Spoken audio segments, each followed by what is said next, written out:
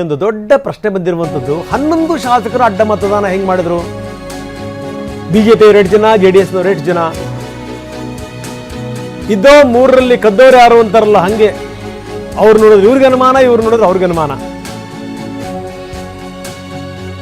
ಯಾರ್ಯಾರು ಯಾವ್ಯಾವ ರೀತಿಯಲ್ಲಿ ಅಡ್ಡ ಮತದಾನ ಮಾಡಿದರು, ಹೇಗದು, ಏನು ಮಾಡ್ತಾ ಇತ್ತು ಪಾರ್ಟಿ ನಾಯಕರುಗಳು, ಏನು ಮಾಡ್ತಾ ಇದ್ರು ಕೂತ್ಕೊಂಡು? ಬನ್ನಿ, ನಮ್ಮ ಪ್ರತಿನಿಧಿ ಕಿರಣ್ ಹನಿಯಡ್ಕ ನಮ್ಮ ಜೊತೆಗೆ ಈಗ ಸಂಪರ್ಕದಲ್ಲಿದ್ದಾರೆ. ಕಿರಣ್, ಈಗ ನೋಡಿ BJP ಮತ್ತು JDS 11 ಶಾಸಕರು ಅಡ್ಡ ಮತದಾನ ಮಾಡಿದ್ದಾರೆ ಅಂತ. ಯಾರು ಮಾಡಿದ್ದಾರೆ, ಏನು, ಈಗ ಹುಡುಕಾಟ ಶುರುವಾಗಿದೆ. ಗೊತ್ತಿಲ್ಲ ಅಂತಲ್ಲ, ಖಂಡಿತವಾಗ್ಲೂ ಗೊತ್ತಿರುತ್ತೆ. ರಾಜಕಾರಣ ಅಂದಾದಮೇಲೆ ಒಬ್ಬರೊಬ್ಬರ ಜೊತೆ ಸಂಪರ್ಕದಲ್ಲಿರ್ತಾರೆ, ಯಾರ್ಯಾರನ್ನು ಮನವೊಲಿಸ್ತಿರ್ತಾರೆ, ಏನು ಎತ್ತ ಯಾರ್ಯಾರ ಮೇಲೆ ವಿಶ್ವಾಸ ಬರುತ್ತೆ. ಸಹಜವಾಗಿ ಇಂಥ ಸಂದರ್ಭಗಳಲ್ಲಿ ನಿಜವಾದಂಥ ಅವರ ನಿಯತ್ತು ನಿಷ್ಠೆ ಏನು ಅಂತ ಗೊತ್ತಾಗೋದು. ಈಗ ಗೊತ್ತಾಗಿದೆ, 11 ಶಾಸಕರ ಅಡ್ಡ ಮತದಾನ ಈ NDAಯಿಂದ.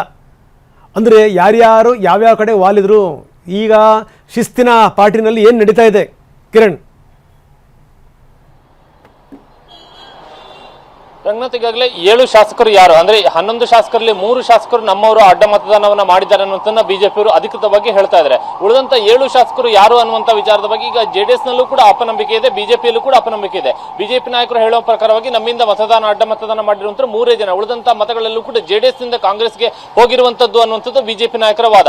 ಆದ್ರೆ JDS ಅದನ್ನ ಒಪ್ಪೋದಕ್ಕೆ ತಯಾರಿಲ್ಲ. ನಮ್ಮಿಂದ ಅಷ್ಟು ಮತಗಳು ಅಡ್ಡ ಮತದಾನ ಆಗಿಲ್ಲ ಅನ್ನುವಂಥದ್ದು ಕೂಡ JDS ನ ವಾದ. ಬಿಜೆಪಿಯ ಮತಗಳೇ ಹೋಗಿದೆ ಅನ್ನುವಂಥದ್ದು JDS ನಾಯಕರು ಹೇಳುವಂಥದ್ದು. ಹೀಗಾಗಿ ಪರಸ್ಪರ ಬಿಜೆಪಿ ಮತ್ತು JDS ನಡುವೆ ಅಪನಂಬಿಕೆಯ ಒಂದು ವಾತಾವರಣವನ್ನು ಸೃಷ್ಟಿ ಮಾಡುವಂತಹ ಒಂದು ಕೆಲಸವನ್ನ ನಿನ್ನೆ ನಡೆದಿರುವಂತಹ ಚುನಾವಣಾ ಫಲಿತಾಂಶ ಮಾಡಿದೆ. ಹೀಗಾಗಿ ಬಿಜೆಪಿ ನಾಯಕರು ತಮ್ಮ 3 ಶಾಸಕರು ಮಾತ್ರ ಅಡ್ಡ ಮತದಾನ ಮಾಡಿದ್ದಾರೆ ಅನ್ನುವಂಥದ್ದನ್ನ ಆ ಒಂದು ನಿಲುವಿಗೆ ಸದ್ಯಕ್ಕೆ ಅಂಟಿಕೊಂಡಿದ್ದಾರೆ. ಆದ್ರೆ ಅವರಿಗೆ ಆಂತರಿಕವಾಗಿ ಅವರ ಮಾಹಿತಿಯನ್ನು ಪಡೆಯುವಂತ ಸಂದರ್ಭದಲ್ಲಿ 3ಕ್ಕಿಂತಲೂ ಹೆಚ್ಚು ಅಡ್ಡ ಮತದಾನ ಆಗಿದೆ ಅನ್ನುವಂತಹ ಮಾಹಿತಿಗಳು ಕೂಡ ಬಿಜೆಪಿ ರಾಜ್ಯ ನಾಯಕರಿಗೆ ಸಿಗ್ತಾ ಇದೆ. ಆದ್ರೆ ಅದನ್ನು ಅವರು ಬಹಿರಂಗವಾಗಿ ಹೇಳೋದಕ್ಕೆ ತಯಾರಿಲ್ಲ. ಯಾಕಂದ್ರೆ ಆ 3ಕ್ಕಿಂತ ಹೆಚ್ಚು ಅಡ್ಡ ಮತದಾನ ಆಗಿದೆ ಅನ್ನುವಂಥದ್ದಾದ್ರೆ ನಿಜವೇ ಆದ್ರೆ ಅದು ಬಿಜೆಪಿ ರಾಜ್ಯ ನಾಯಕತ್ವಕ್ಕೆ ದೊಡ್ಡ ಮಟ್ಟದ ಮುಜುಗರ ಮತ್ತು ದೊಡ್ಡ ಮಟ್ಟದ ಹಿನ್ನಡೆಯೂ ಕೂಡ. ಯಾಕಂದ್ರೆ ಇಲ್ಲಿ ರಾಜ್ಯ ನಾಯಕತ್ವದ ಮೇಲೆ ಶಾಸಕರುಗಳಿಗೆ ವಿಶ್ವಾಸ ಇಲ್ಲ ಅನ್ನುವಂತ ಸಂದೇಶವನ್ನ ನೇರವಾಗಿ ಈ ಒಂದು ಅಡ್ಡ ಮತದಾನ ಕೊಡುತ್ತೆ. ಶಾಸಕಾಂಗ ಪಕ್ಷದ ನಾಯಕ ಮತ್ತು ಬಿಜೆಪಿ ರಾಜ್ಯಾಧ್ಯಕ್ಷ ಇಬ್ಬರ ಮೇಲೆ ಕೂಡ ಶಾಸಕರ ವಿಶ್ವಾಸವನ್ನ ಉಳಿಸಿಕೊಂಡಿಲ್ಲ ಅನ್ನುವಂತ ಒಂದು ಸಂದೇಶವನ್ನ ಕೊಟ್ಟಂತ ರೀತಿಯಲ್ಲಿ ಆಗುತ್ತೆ. ಹಾಗಾಗಿ ಸದ್ಯಕ್ಕೆ ಬಿಜೆಪಿ ನಾಯಕರು ಹೇಳ್ತಾರೆ ನಮ್ಮಿಂದ ಹೋಗಿರುವಂತಹ 3 ಮತಗಳು ಅನ್ನುವಂತ ವಿಚಾರವನ್ನ. ಹಾಗಾಗಿ ಉಳಿದಂತ 7 ಮತವನ್ನ ಅಡ್ಡ ಮತವನ್ನ ಮಾಡಿದವರು ಬಿಜೆಪಿಯವರ, JDS ನವರ. ಈ 2 ಜಿಜ್ಞಾಸೆ JDS ಮತ್ತು ಬಿಜೆಪಿ ಎರಡರಲ್ಲೂ ಕೂಡ ಇನ್ನೂ ಮುಂದುವರೆದಿದೆ. ನೀವು ಹಾಗೆ ನೀವು ಸಂಪರ್ಕದಲ್ಲಿ ಇನ್ನಷ್ಟು ನಾನು ಮಾತಾಡ್ತೀನಿ. ಬನ್ನಿ, ಓವರಾಲ್ ವಿವರಗಳನ್ನು ಪಡೆಯೋಣ. ಪ್ರಸನ್ನ ನಮ್ಮ ಜೊತೆಗೆ ಸಂಪರ್ಕದಲ್ಲಿದ್ದಾರೆ. ಆದರೆ ಅದಕ್ಕಿಂತ ಮೊದಲು ಒಂದಷ್ಟು ವಿವರಗಳನ್ನು ನೋಡಬೇಕು. CM DK ಶಿವಕುಮಾರ್ ಒಂದು ಲೆಕ್ಕದಲ್ಲಿ ಪ್ರತಿಷ್ಠೆ ಅನ್ನುವಂಥದ್ದು ಏನಿತ್ತಲ್ಲ ಅದರಲ್ಲಿ ಗೆದ್ದಿದ್ದಾರೆ. ಅಧಿಕಾರಕ್ಕೆ ಬಂದಾಗಿನಿಂದ ನೋಡ್ತಾ ಇದ್ದೀವಿ ಅವರ ಆಕ್ಟಿವಿಟಿನ. ಸದ್ದಿಲ್ಲದೇನೆ ಅವ್ರು ಮಾಡಿದಂಥ ಆಪರೇಷನ್ ಅದು ಇವತ್ತು ಗೆಲ್ಲಿಸಿ ತೋರಿಸಿದೆ. ಯಾವ್ಯಾವ ಶಾಸಕರನ್ನು ಸಂಪರ್ಕ ಮಾಡಿದರು, ಏನು ಎತ್ತ, ಸುಮ್ಮನಿರುವಂಥ ವ್ಯಕ್ತಿನ DK ಶಿವಕುಮಾರ್ ಸಾಧ್ಯವೇ ಇಲ್ಲ. ಅದೇನೇನೆ. ಬರೀ ಪ್ರಸನ್ನ ನಮ್ಮ ಜೊತೆಗೆ ಸಂಪರ್ಕದಲ್ಲಿದ್ದಾರೆ. ಪ್ರಸನ್ನ, ನಿಮ್ಮ ಜೊತೆ ಮಾತಾಡ್ತೀನಿ. ಅದಕ್ಕಿಂತ ಮೊದಲು ಇನ್ನೊಂದಿಷ್ಟು ವಿವರಗಳನ್ನು ನಾವು ಕೊಟ್ಬಿಡ್ತೀವಿ ವೀಕ್ಷಕರಿಗೆ. ಕಾಂಗ್ರೆಸ್ಸನ್ನು ಯಾರ್ಯಾರು ಬೆಂಬಲಿಸಿದರು ಅವರಿಗೆ ಟಿಕೆಟ್ ಖಚಿತ, ಖಾಯಂ. ಜೊತೆಗೆ ನಿಮ್ಮ ಕ್ಷೇತ್ರದ ಅಭಿವೃದ್ಧಿಗೆ ಅನುದಾನ. SD ಸೋಮಶೇಖರ್ ನೆನೆ ಹೇಳಿದಂಥ ಮಾತು, ನಮ್ಮನ್ನು ನೀವು ಕೇರ್ ಮಾಡಿದ್ರೆ, ನಮ್ಮ ಬಗ್ಗೆ ಗಮನ ಹರಿಸಿದ್ರೆ ನಾವು ನಿಮ್ಮನ್ನು ಕೈ ಹಿಡಿತೀವಿ. ಈ ಕೈ ಬಿಡೋ ಪ್ರಶ್ನೆ ಏನು ಬಂತು? ಕೈ ಹಿಡದೆ ಹಳೆ ಕಾಲ ಹೋಗ್ಬಿಟ್ಟಿದೆ.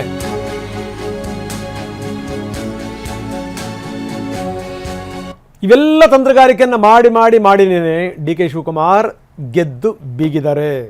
ಬನ್ನಿ, ಪ್ರಸನ್ನ ನಮ್ಮ ಜೊತೆಗಿದ್ದಾರೆ. ಪ್ರಸನ್ನ, ನಾವು ನೋಡ್ತಾ ಇದ್ದೀವಿ ಈ ಅವರು ಅಧಿಕಾರ ಸ್ವೀಕಾರ ಮಾಡಿದಾಗಿನಿಂದ ಮಾಡ್ತಿರುವಂಥ ಘೋಷಣೆಗಳಿಂದ ಹಿಡಿದು ಇಲ್ಲಿ ತನಕ DK ಶಿವಕುಮಾರ್ ಅವರ ಒಂದು ಮಾತು, ಕೊಟ್ಟ ಕುದುರೆಯ ಏರಿದವನು ವೀರನೂ ಅಲ್ಲ ಧೀರನೂ ಅಲ್ಲ ಅನ್ನುವಂಥ ಮಾತನ್ನು ಪದೇ ಹೇಳ್ತಾ ಇರ್ತಾರೆ. ಈಗ ನಾನು ವೀರನಾಗಲಿಕ್ಕೂ ಹೊರಟಿದ್ದೀನಿ, ಧೀರನಾಗಲಿಕ್ಕೂ ಹೊರಟಿದ್ದೀನಿ ಅಂತ ತೋರಿಸುವಂಥ ಪ್ರಯತ್ನವನ್ನು ತುಂಬ ಚೆನ್ನಾಗಿ ಮಾಡ್ತಾ ಇದ್ದಾರೆ. ಸದ್ದು ಗದ್ದಲವಿಲ್ಲದೆ ಗೆದ್ದು ಬೀಗುವುದು ಹೇಗೆ ಅನ್ನೋದನ್ನು DK ಶಿವಕುಮಾರ್ ಅವ್ರನ್ನ ನೋಡಿ ಕಲ್ತ್ಕೋಬೇಕು. ಯಾಕಂದರೆ ಅವರು ಅಭ್ಯರ್ಥಿನ ಕಾರ್ತಿಕ್ ಅವ್ರನ್ನ ಕಣಕ್ಕಿಳಿಸಿದಂಥ ಸಂದರ್ಭದಲ್ಲಿ, ವಿನಯ್ ಕಾರ್ತಿಕ್ ಅವ್ರನ್ನ ಕಣಕ್ಕಿಳಿಸಿದಂಥ ಸಂದರ್ಭದಲ್ಲಿ ಹಲವಾರು ಪ್ರಶ್ನೆಗಳು ಮೂಡಿತ್ತು. ನೀವು ಮಾತಾಡ್ಕೊಂಡಿದ್ದೀವಿ ಅವತ್ತು ಲೈವ್ ಚಾಟ್ನಲ್ಲಿ. DK ಶಿವಕುಮಾರ್ ಅಷ್ಟು ವಿಶ್ವಾಸ ಇಲ್ಲದೇ ಸುಮ್ಮನೆ ಕಣಕ್ಕಿಳಿಸಿ ಮುಖಭಂಗ ಮಾಡ್ಕೋತಾರ, ಹೀಗೆ ಅಧಿಕಾರ ಸ್ವೀಕಾರ ಮಾಡಿದಂಥ ಸಂದರ್ಭದಲ್ಲಿ ಖಂಡಿತವಾಗ್ಲೂ ಇಲ್ಲ ಅಂತ 32 ಮತಗಳು ಬಿದ್ದಿವೆ. 32 ಮತಗಳು ಎಕ್ಸ್ಪೆಕ್ಟ್ ಮಾಡಿರೋಕ್ಕಿಂತ ಜಾಸ್ತಿ. ಈ ಚುನಾವಣಾ ಫಲಿತಾಂಶ ಇದೆಯಲ್ಲ, ಇದು ವಿಪಕ್ಷಗಳಿಗೆ ದೊಡ್ಡ ಮರ್ಮಾಘಾತ, ದೊಡ್ಡ ಎಚ್ಚರಿಕೆಯ ಸಂದೇಶ. ಮೈ ಮರೆತರೆ ಗಂಡಾಂತರ ಕಾದಿದೆ ಅನ್ನುವಂಥ ಸಂದೇಶ. ಏನಂತೀರಿ?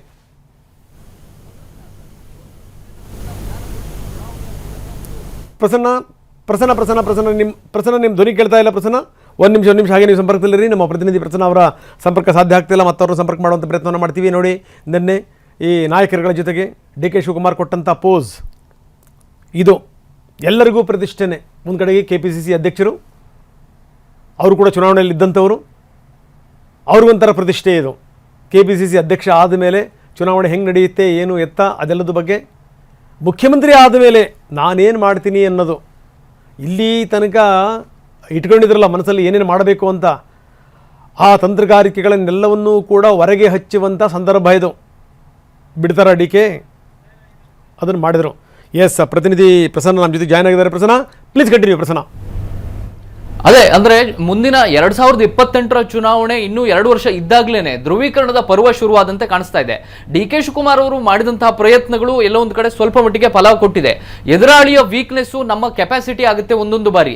ಈಗ ಬಿಜೆಪಿ ಮತ್ತು JDS ನಲ್ಲಿ ಇರುವಂತಹ ದೌರ್ಬಲ್ಯಗಳು ಡಿ ಕೆ ಶಿವಕುಮಾರ್ ಅವರ ಪ್ರಾಬಲ್ಯ ಆಗಿ ಬದಲಾಗ್ತಾ ಇದೆ. ಡಿ ಕೆ ಶಿವಕುಮಾರ್ ಅವರಿಗೆ ನಿನ್ನೆ ಸಿಕ್ಕಂತ ಗೆಲುವು ಒಂದು ಬೇಕಾಗಿತ್ತು. ಮುಖ್ಯಮಂತ್ರಿಯಾಗಿ ಅಥವಾ KPCಯನ್ನ ಸುದೀರ್ಘವಾಗಿ ಮುನ್ನಡೆಸಿ ಇದೀಗ ಆ ಒಂದು ಆಯಕಟ್ಟಿನ ಜಾಗದಲ್ಲಿ ಕೂತು ಇಡೀ ಪಕ್ಷ ಮತ್ತು ಸರ್ಕಾರವನ್ನು ಮುನ್ನಡೆಸುವಂತಹ ಸಂದರ್ಭದಲ್ಲಿ ನಿನ್ನೆ ಬೇಕಾದಂತ ಒಂದು ಗೆಲುವು ಡಿ ಕೆ ಶಿವಕುಮಾರ್ ಅವರಿಗೆ ಬೇಕಾಗಿತ್ತು. ಆ ಗೆಲುವಿನ ಮೂಲಕ ಡಿ ಕೆ ಶಿವಕುಮಾರ್ ಅವರು 3-4 ಮೆಸೇಜ್ ಅನ್ನ ಕೊಟ್ಟಿದ್ದಾರೆ.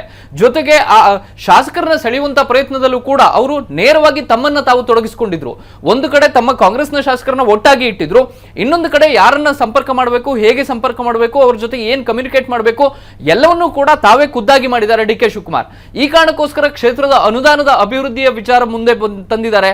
ಜೊತೆಗೆ ಮುಂದಿನ ಟಿಕೆಟ್ ಅನ್ನ ನಿಮಗೆ ಕೊಟ್ಟೇ ಕೊಡ್ತೀವಿ ಅನ್ನುವಂತ ಭರವಸೆಯನ್ನ ಹೈಕಮಾಂಡ್ ಮೂಲಕ ಆ ಶಾಸಕರಿಗೆ ಯಾರು ಅಡ್ಡ ಮತದಾನದಲ್ಲಿ ಭಾಗಿಯಾಗಿ ಪಕ್ಷ ವಿರೋಧಿ ಚಟುವಟಿಕೆ ಹೆಸರಿನಲ್ಲಿ ಹೊರಗೆ ಬೀಳುವಂತ ಆತಂಕದಲ್ಲಿದ್ರು ಅವರಿಗೂ ಕೂಡ ಆ ಭರವಸೆಯನ್ನ ಕೊಟ್ಟಿದ್ದಾರೆ. ಜೊತೆಗೆ ತನ್ನ ನಾಯಕತ್ವದಲ್ಲಿ ಮುಂದಿನ ಚುನಾವಣೆ ಅನ್ನುವಂಥದ್ದನ್ನ ಸ್ಪಷ್ಟವಾಗಿ ಅವರಿಗೆ ಕಮ್ಯುನಿಕೇಟ್ ಮಾಡಿದ್ದಾರೆ.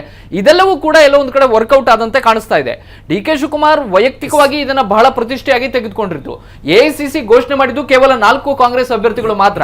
ಆದ್ರೆ ವಿನಯ್ ಕಾರ್ತಿಕ್ ಅವ್ರನ್ನ ಕಣಕ್ಕಿಳಿಸಿ ಗೆಲ್ಸ್ಕೊಳ್ಬಹುದು, ತಮ್ಮ ಲೆಕ್ಕಾಚಾರ ಸರಿ ಇದೆ, ತನ್ನೊಂದಿಗೆ ಒಂದಷ್ಟು ಶಾಸಕರು ಸಂಪರ್ಕದಲ್ಲಿದ್ದಾರೆ, ಇದೆಲ್ಲವನ್ನು ಕೂಡ ಹೈಕಮಾಂಡ್ ನ ಗಮನಕ್ಕೆ ತಂದು ಅದನ್ನ ಗೆಲ್ಲಿಸಿಕೊಳ್ಳುವಂತ ಕೆಲಸವನ್ನ ಡಿ ಕೆ ಶಿವಕುಮಾರ್ ಮಾಡಿದ್ದಾರೆ. ಆ ಮೂಲಕ ಒಂದು ಬೇರೆ ರಾಜಕೀಯದ ದಿಕ್ಕು ಶುರುವಾಗ್ತಾ ಇದೆ, ಆ ರೀತಿಯ ಗಾಳಿ, ಬದಲಾವಣೆಯ ಗಾಳಿ ಬೀಸ್ತಾ ಇದೆ ಅನ್ನುವಂತ ಒಂದು ಕ್ಲಿಯರ್ ಆದಂತಹ ಮೆಸೇಜ್ ಅನ್ನ ನಿನ್ನೆಯ ಚುನಾವಣೆಯ ಮೂಲಕ ಕೊಟ್ಟಿದ್ದಾರೆ. ರಂಗನಾಥ್, ಎಸ್, ಧನ್ಯವಾದ ಪ್ರಸನ್ನ ತಮ್ಮೆಲ್ಲ ಮಾಹಿತಿಗೆ.